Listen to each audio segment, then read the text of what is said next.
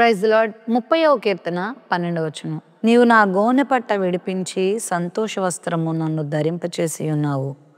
యెహోవా నా దేవా, నిత్యము నేను నిన్ను స్తుతించెదను. గోనె పట్ట ఏంటి, సంతోష వస్త్రం ఏంటి అని అనుకుంటున్నారా? పూర్వం రోజుల్లో భక్తులు తమకేమైనా కష్టం వచ్చినప్పుడు, బాధ కలిగినప్పుడు, వారు కన్నీటి పర్యంతం అయిపోయినప్పుడు వారు గోనె పట్టలు ధరించి బూడిద జల్లుకొని దేవుని దగ్గరకు వచ్చేవారు. ఉపవసించి రోదించేవారు.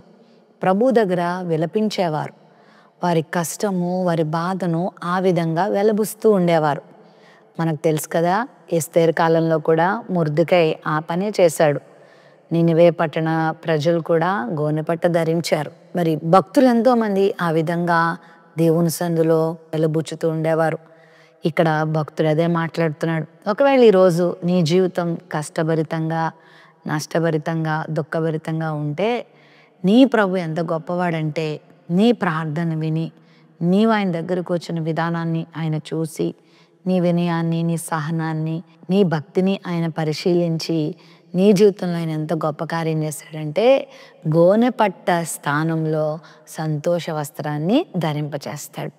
నిత్యము నువ్వు ఆయనని కీర్తించేలాగా ఆయన నిన్ను చేస్తాడు.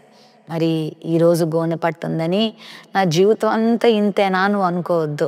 ఒకవేళ రాత్రులు నిద్ర పట్టక కన్నీటిని కారుస్తూ దుఃఖముతో నా జీవితాన్ని ఎవరు బాగు చేస్తారా, నా రోగాన్ని ఎవరు స్వస్థపరుస్తారా, నా పరిస్థితులను ఎవరు మారుస్తారా అని దిగులుతో ఉన్నావు కదా, అయితే నీ ప్రభు నీ గోనె పట్టును విడిపించబోతున్నాడు.